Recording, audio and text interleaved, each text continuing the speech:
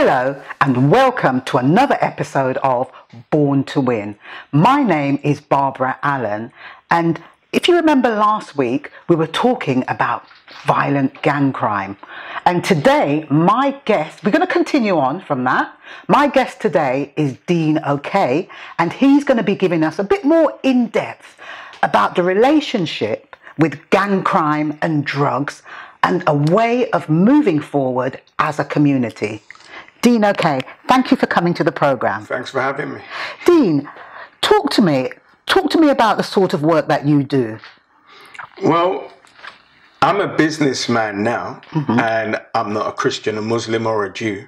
So my tithes as a Pan-Africanist go back into my community. That's 10% of my intellectual capital, 10% of my money, and 10% of my time, possibly a little bit more. What I do today is based on my experience. When I moved out of my family home, all of my friends were petty criminals.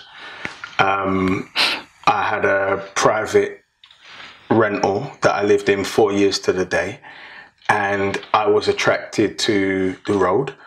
I sold adult videos and pirate videos, adult videos, weed. I was with 15 young men that you could have called a gang in North Peckham, who carried weapons, who went to all-dayers, who may have seen violence.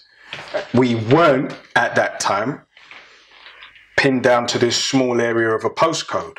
Now, I've always been a loner by nature, which is why I never listened to anything that teachers put in terms of limitations on me in school. I never listened to the limitations that might have been in this social environment of a so-called gang. I never listened to limitations of business advisors who I could see with my eye had very little business experience and were advising me. The information was worth as much as it cost. So very quickly, I became an entrepreneur because I had to pay rent. So at this stage of my life, having had businesses for 25 years, I believe that I'm obligated to pass that information on. But also the systems for young people to circumvent my journey and end up in my destination a lot quicker by giving them the tools that they actually need. So I did youth mentoring for 3 years between 2003 2006 with emotional literacy in schools, youth offenders and young people's homeless units.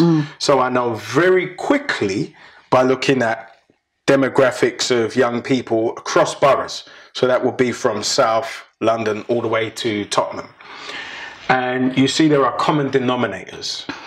And this is going across, it wasn't just people who weren't doing well. So we had gifted and talented classes as well as those who were dejected.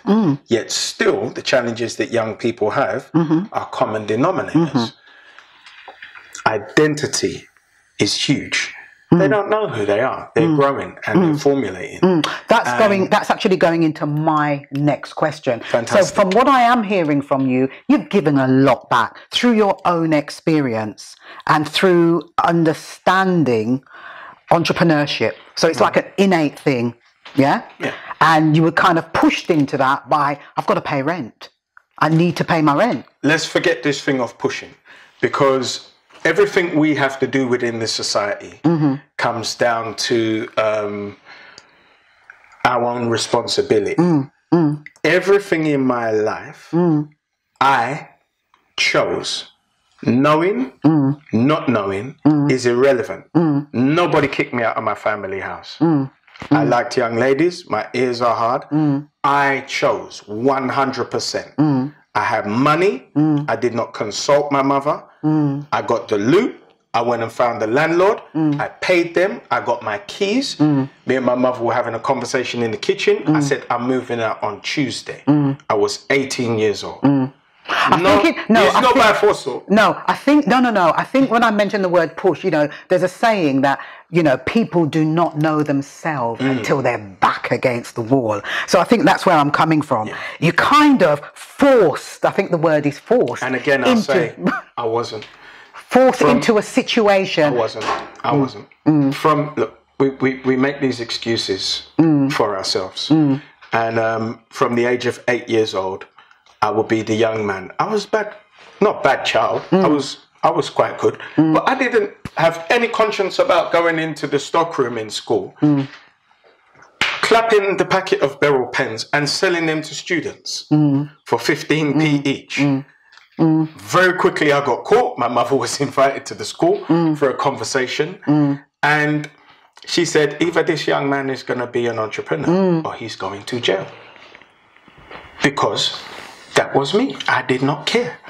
So when you look at gangs and you say, where is their moral compass? We've got to look at what they see. English people, because we are in Britain, say one thing and do the polar extreme. I, like all children, learn, all intelligent children, from watching you, not from listening to you. Which I think a lot of people do. Very, we've talked about on previous program about visual. I'm just going to go into my question about, as a people, do you think we have an identity? Do we know our identity? No, we have no cultural cohesion whatsoever. We don't even know collectively what to call ourselves. You see, if we leave Earth as human beings and arrive on Mars, I'm looking forward to meeting the first Martians. They're going to look like you and me, because we're the only people who be up there calling ourselves Martians. We are an evolving brand who came from Africa. So I don't know where the confusion ensued. So it must have been initially in a forced indoctrination, right? Because we are the only people who propel this myth that we are this island or that island. You're a convenient boat stop. Jamaicans, you were unruly. Bajans, you were possibly a little more passive. And we see the nature of these islands played out in how they are, because every island has its own nature, right? So you're a convenient boat stop. That's not who you are. You're an African. But because we were physically terrorized, because we were spiritually indoctrinated, which made us capitulate and leave our original spirituality, which is our most powerful component, incidentally, this intuition that we have about each other. Our spirits are our most powerful component, which is totally subdued, which is anglicized with a religion that has no thing to do with spirituality. So we have no identity.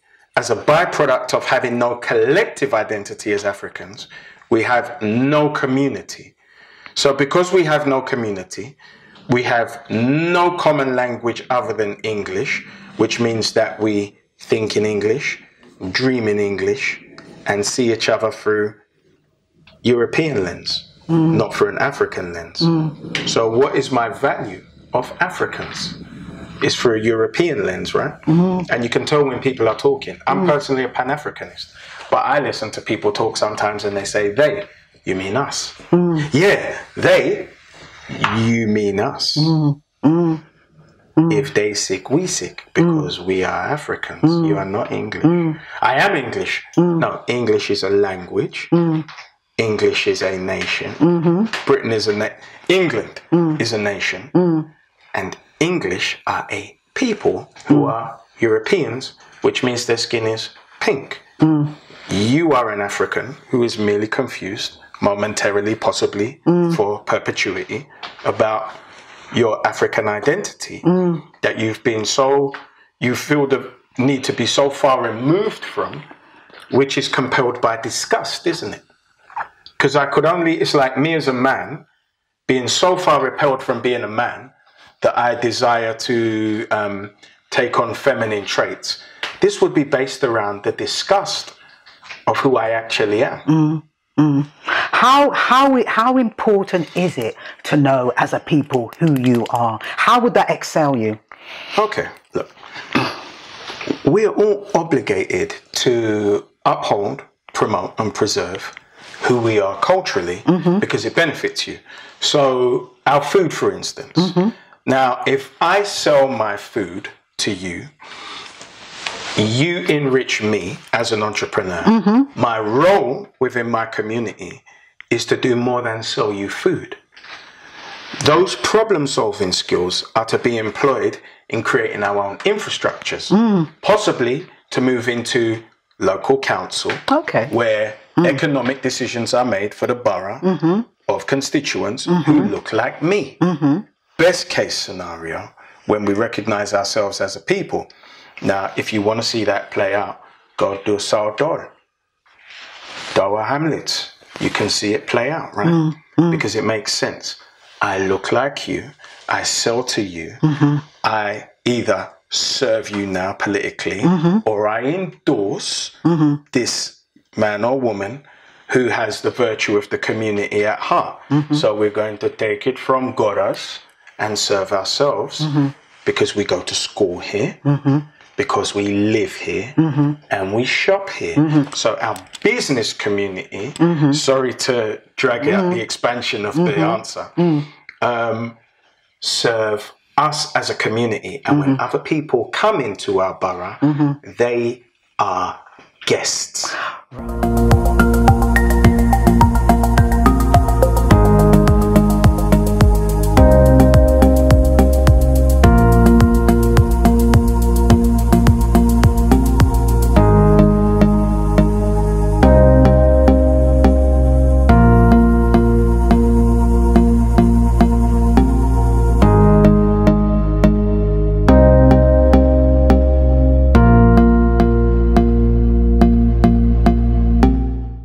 Hello and welcome back to Born to Win.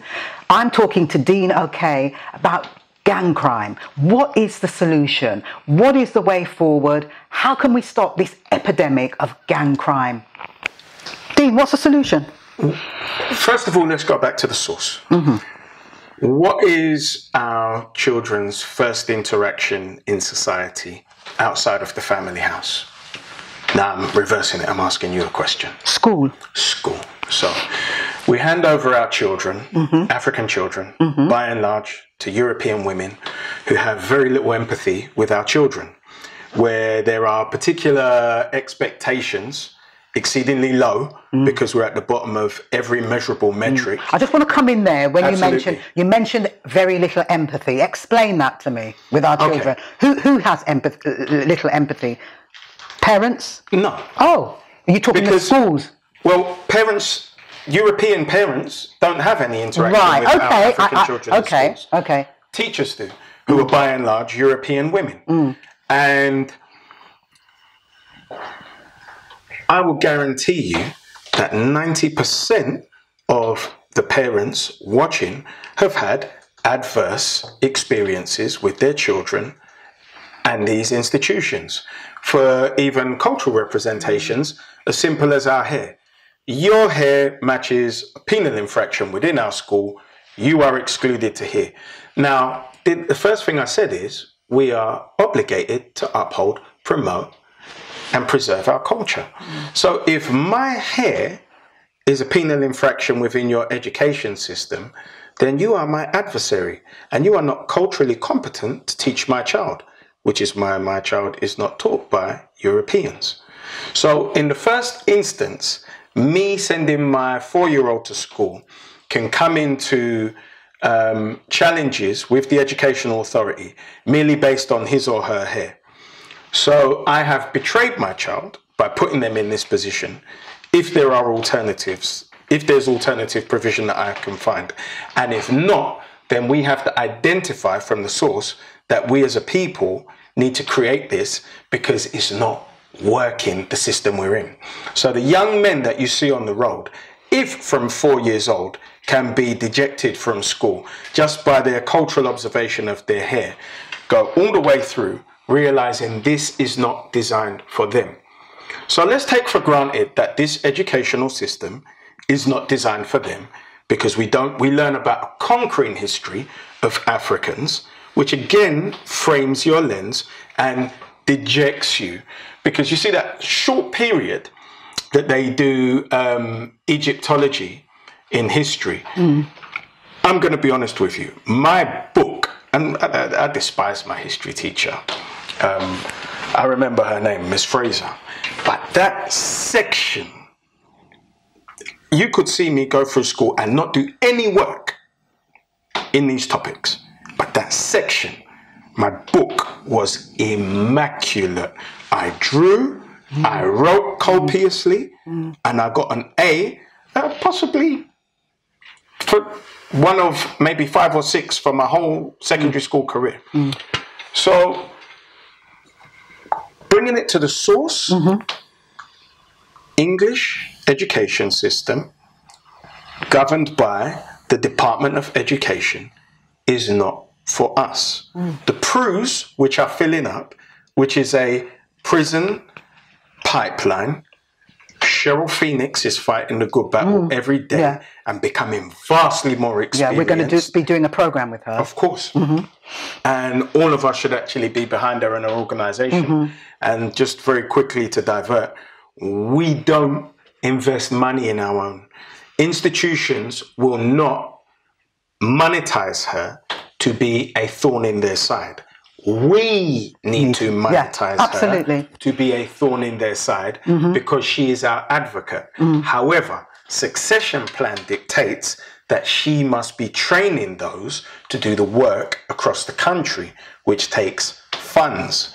All of our funds, when our business community understand their role, is to have tides for the community. I digress. Now, there are many rites of passage organizations which are supplementary that we can join as parents. You've got Origin, WYLA, Manhood Academy, and there are many more.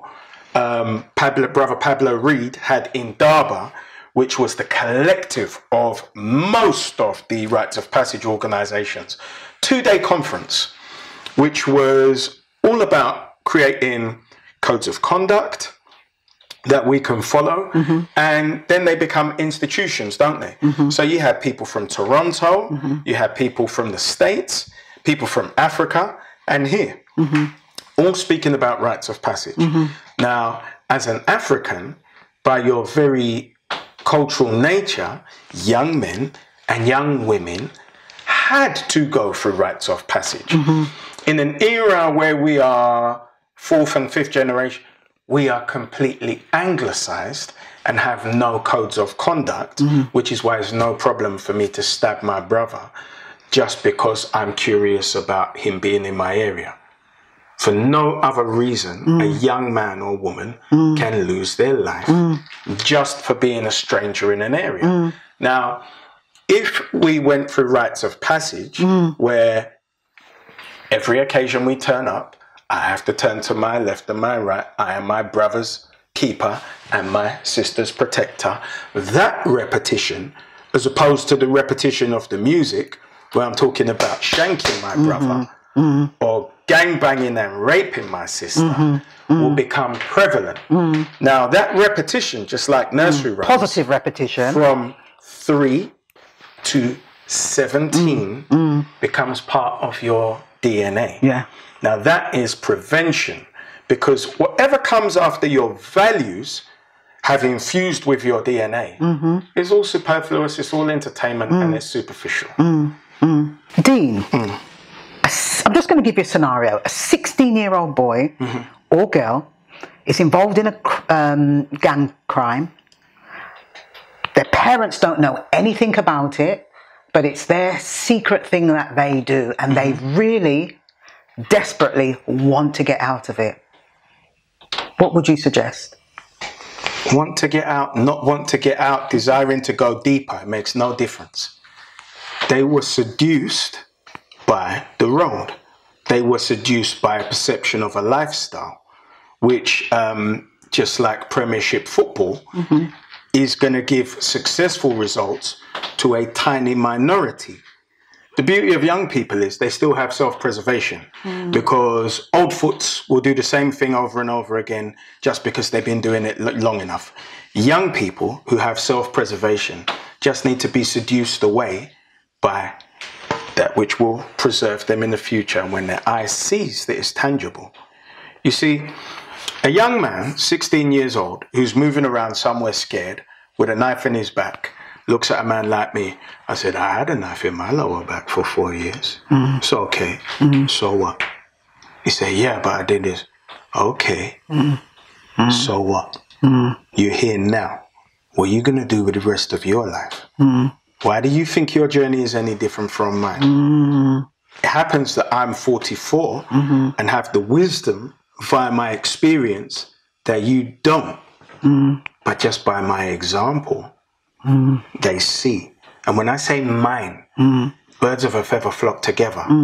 All of my peers that I am around are just like me. So then they put programs together. We as cohorts put programs together because we are the visual representation of where those young people desire to be. I don't move scared anywhere. I'm comfortable in my skin. I see a group of young men with this. First thing is I respect myself. So I don't over project. This is not bad, man. Speak with respect, because the first thing you're going to do is create confusion. Why is this man speaking to me like this? So the first thing you do is, in your head, your bell may go, but what comes out of your mouth in your confused state is a modicum of respect, to which I return respect. You see, I read Malcolm X at 17 years old, and that shaped the thoughts of my whole life. So it didn't matter how far left I went. My compass was in the wisdom delivered to me by that man's life from the grave. He didn't have to be in front of me. Long gone. Stolen from us too soon. He was a truth teller. And even in his naivety, which put him in the situation where he lost his life, he was an exemplary example to me as a 17-year-old. So I would not be the man I am today without the example of Malcolm. It wasn't the nation. It wasn't anything other than that man's example. He stood up. He was clean. He was an advocate. He was articulate. He couldn't be beaten. His intellectual capital surpassed everybody's that came in front of him. However, Malcolm Little was a heroin addict who loved white women. He was a thief, and he was totally devoid of his father's and mother's and father's Garveyism as his moral compass.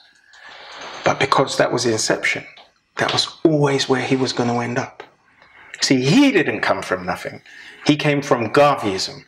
So when we talk about the education system so-called in this country, that is an indoctrination system that leaves our children with no cultural values for themselves, we've got to ask ourselves what we're doing.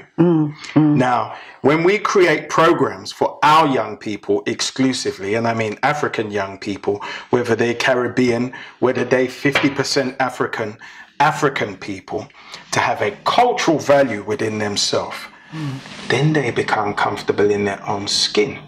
When you're comfortable in your own skin, you are now aware of your context within society. So there's not really much room to observe a subculture that will not benefit you or your peers. So a 16-year-old wanting to get out of crime. It's a stepping gang. Yeah. They basically need to attend certain things, the things that you're talking to, have role models in place. But we've got to seduce them. Yeah. And we do that by using youth media partners. Absolutely. Because we cannot write off you young people in the delivery of their own solutions. So there are young people who have media platforms that we aren't even aware of, who have 10,000 subscribers and 100,000 eyeballs.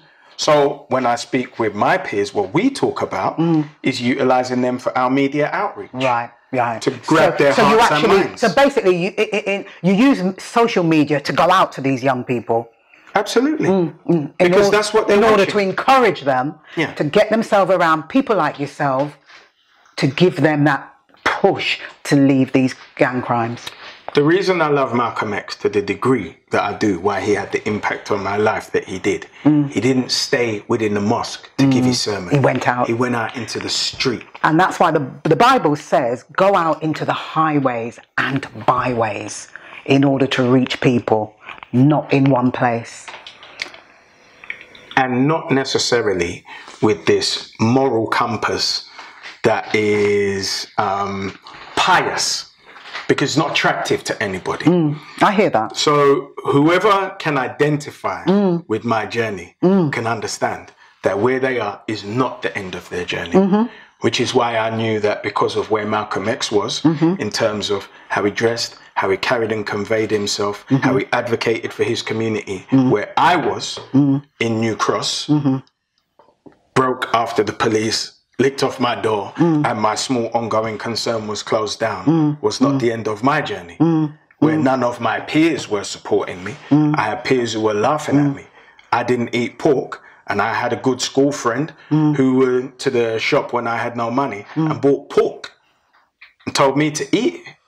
I looked at him with my belly rumbling, bless, I'm good, and walked out of his house. Now, you have to have a particular spirit and character to do that. Absolutely. But you have to have identity. Dean, know who you are. Dean, we could go, I'm telling you, this is you know, we're going to have to invite you back another week, and we have to do another whole new show, actually, because I know you've got so much to say, but because time permits, we're going to have to come to an end now. Thank you so much for coming, Dean. Thanks for having me. My name is Barbara Allan, and thank you for watching Born to Win.